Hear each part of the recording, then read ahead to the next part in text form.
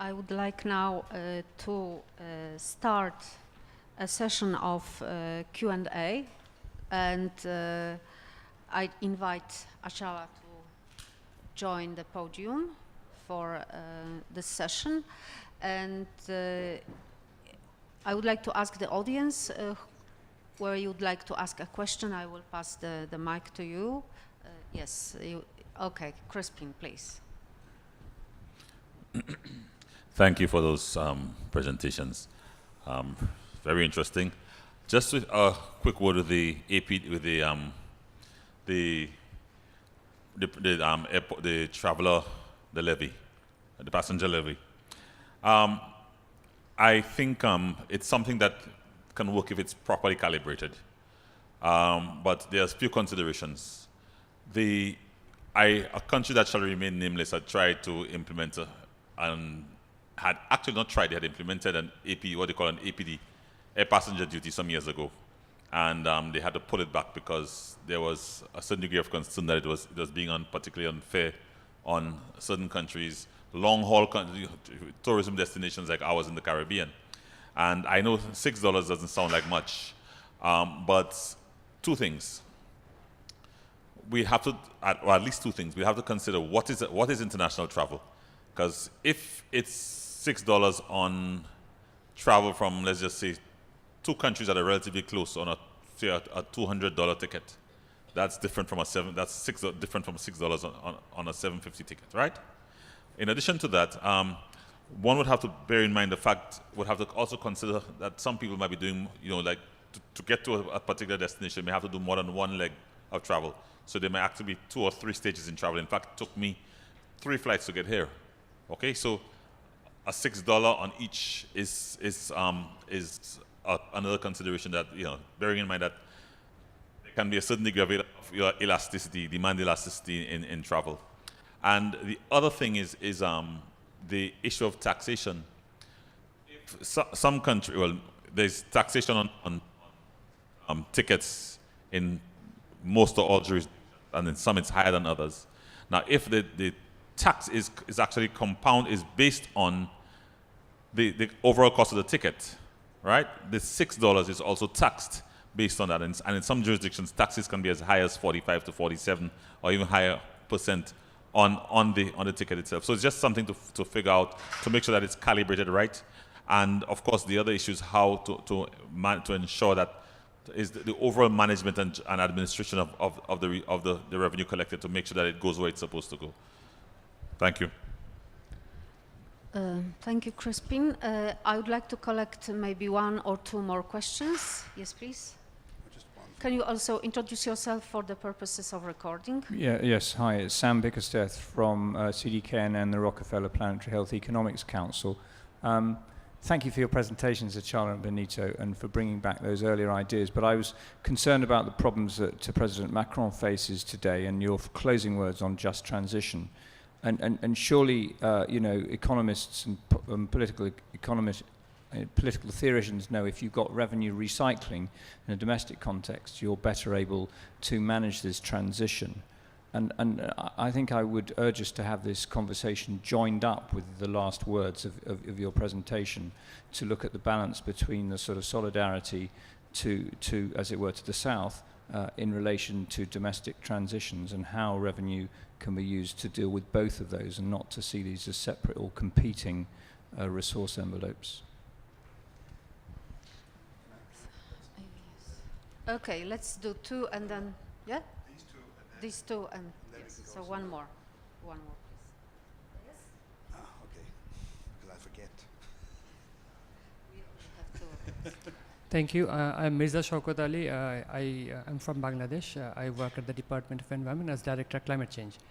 So my question is, I have seen your presentation, very nice presentation, and we know you are advocating climate finance for quite a long time.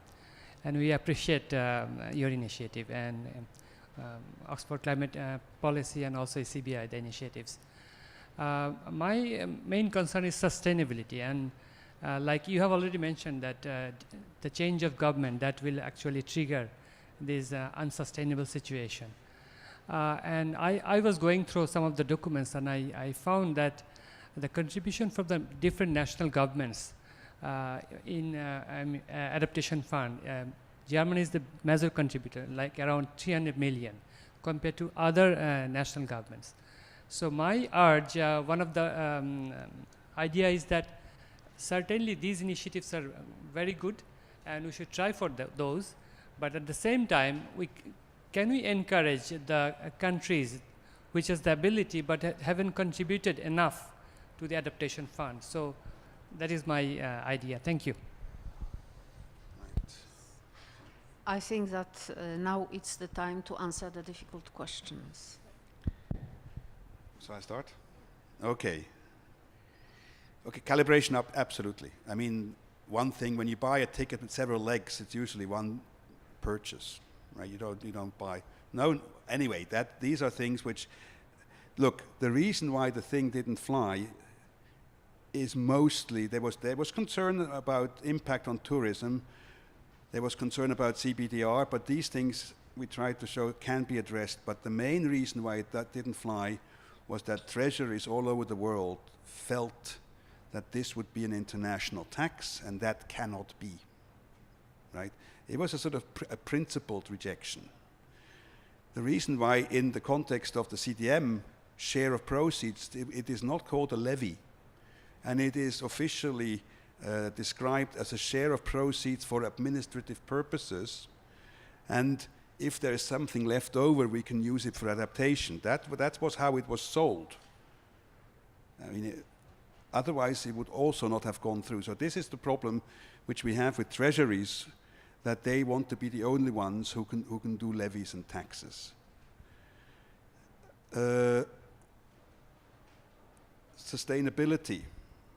I mean, in terms of national contributions, the only way which we discussed, remember, Orlando, is to have some form of contract or replenishment. Is the only way you can actually bind governments over several budget periods. So I'm always for replenishments. I also feel that the Adaptation Fund and the LDCF, and the SSCF for that matter, should have replenishments, because that would be the best way to give a sort of a base load of money. These sort of earmarked sources are less liable to the fluctuations which occur in appropriation processes, in budgeting processes, where every year you will have competition with schools and health care come up, and you have to freshly defend it. Whereas if you have a source which has a certain, it's not a guarantee that it will ever stay that way, but it is less open to change, okay? Because it's not directly involved as a competitor with the other budgetary demands. And what was the third? Does that sort of answer your question? Okay, Shafkan. Yes, yes. Now, by and large, you will find when you look at the EU funds which have been established, which have earmarked purposes from their auctioning revenue. All the other countries, as far as I remember, the auctioning money just goes into the general pot. In these three countries, you have a share of it, of the auction revenue, is earmarked. Most of it goes to domestic climate change action.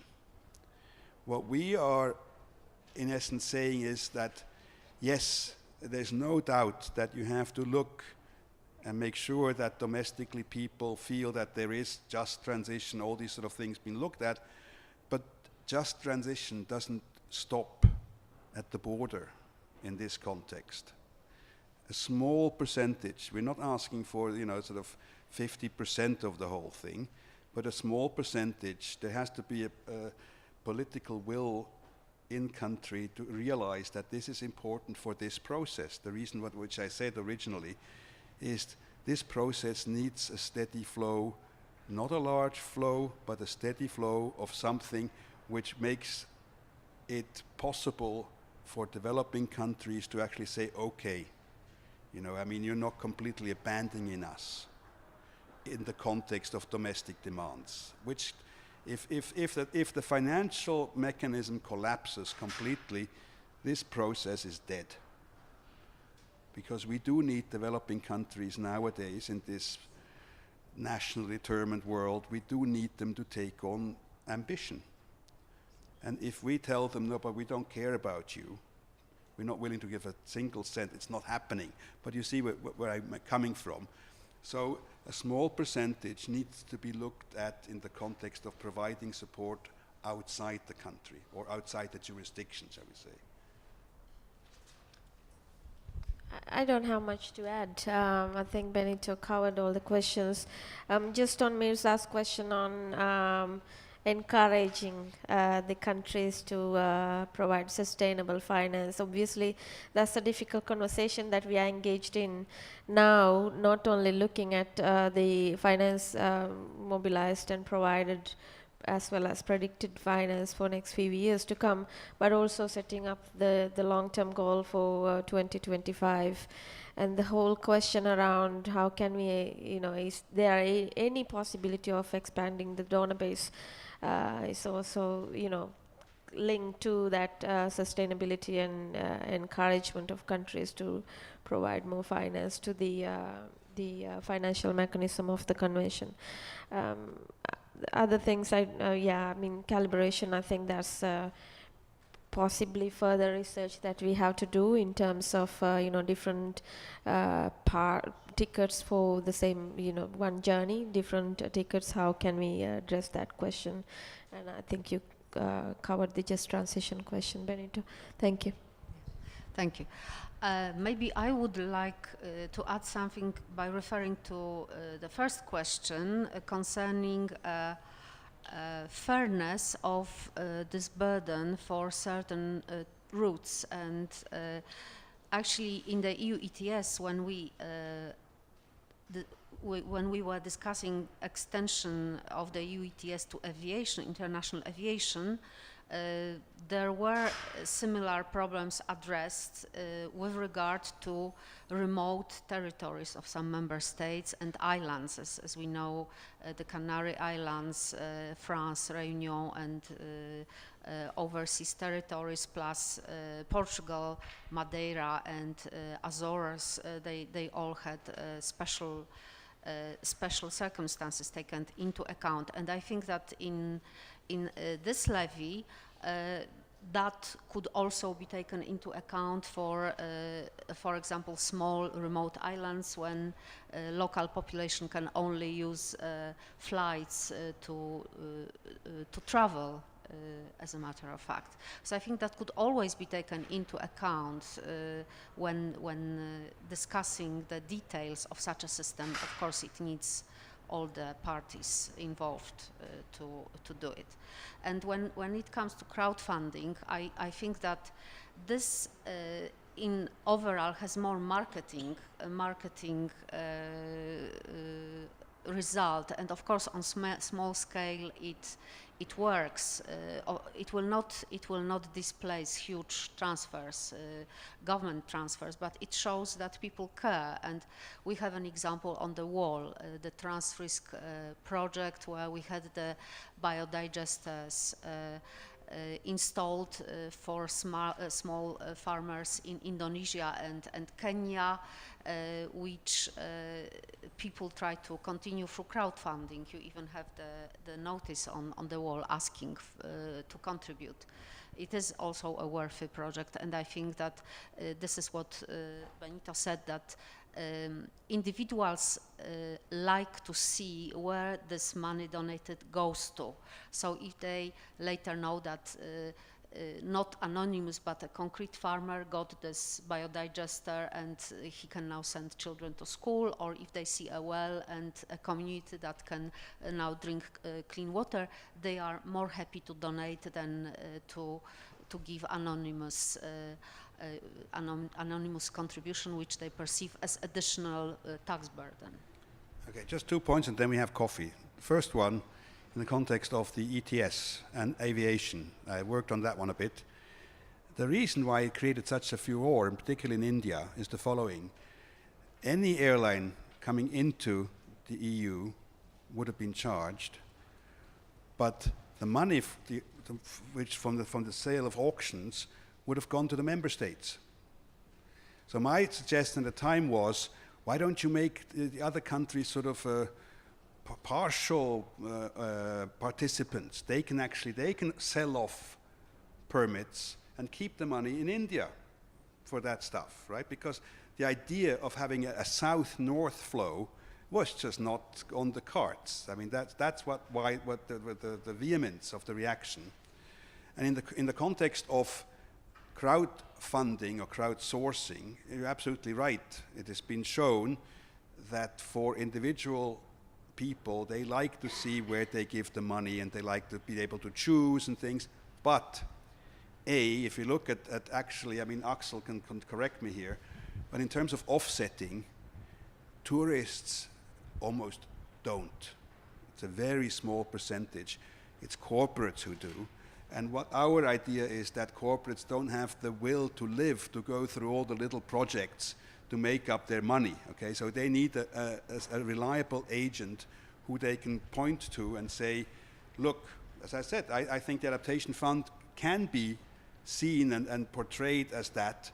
They have evaluations left, right, and center and whatnot, and it can be sold as something one click, not click, click, click, click, click, click, click. So that's the difference. And in terms of potential resource revenue, this has much more than to go crowdfunding for individual passengers. Thank you. And I think we do the coffee. Huh? Okay, so now let's have a half an hour for coffee and cookies, and that's opposite in a corner which is screened off for us, so please